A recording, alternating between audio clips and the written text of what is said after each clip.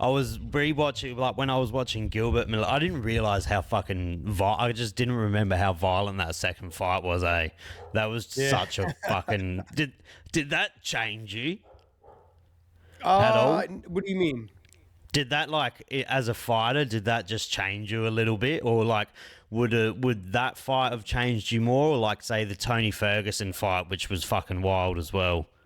Yeah, the Tony fight to me was the fight that changed me. Like it was, Yeah, I was at the end of my career. It was, and then honestly, talking with Joe Silva after that fight was more of like, see, this is why I need to make sure that I'm getting paid. Like that was a big reason. I'm like, yeah, you guys could keep throwing killers at me, like these younger guys. Tony was, I think, 29 at the time, literally like in his prime. yeah, And 28 or 29, and here I am, 36, at the time fighting Tony, and I was on my way out. So I knew that Bellator offered me a signing bonus, Bellator offered me a flat fee, and I was like, this is guaranteed money. I could do this all day yeah. long.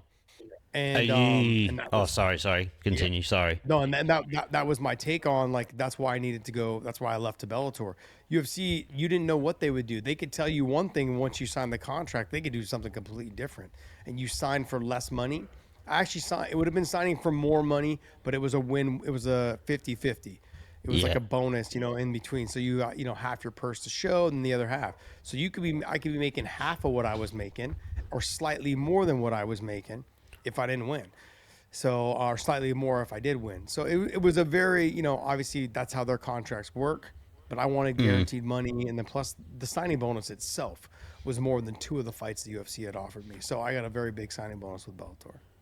Are you thinking of potentially lacing the 4 ounces up again? Are you do? Are you? No, I don't think it You're would be the not? 4 ounce. If I did do it, it would be probably the 10 ounce. I'd probably just do boxing.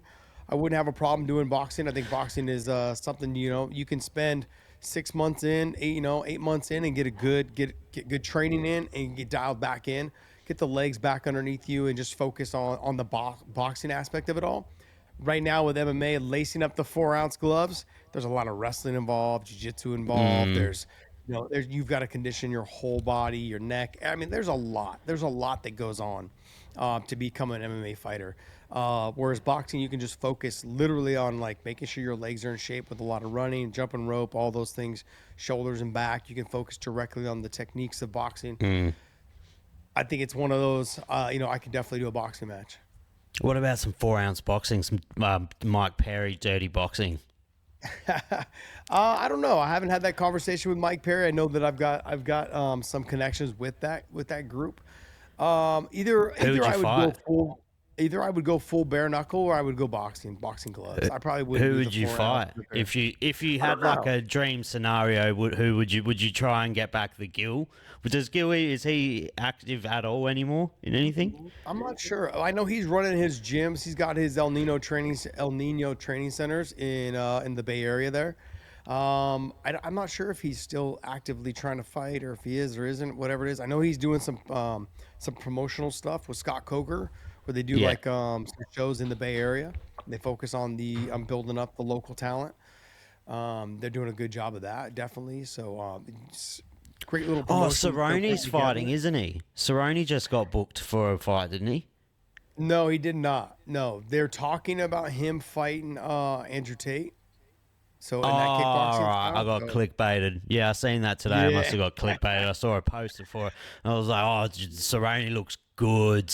Like, post Yeah, no, UFC career has been good to him. he's enjoying his retirement. I have to get on that. I'm gonna have to get on that same stuff, that science You diet. don't take it. You Um, haven't ever taken any TRT or anything like that.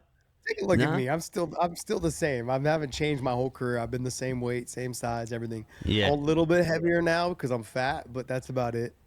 Yeah. Yeah. Right. Yeah. So even you and Cerrone would be fun. You and Nate would be fun. There's heaps of fun fights to have.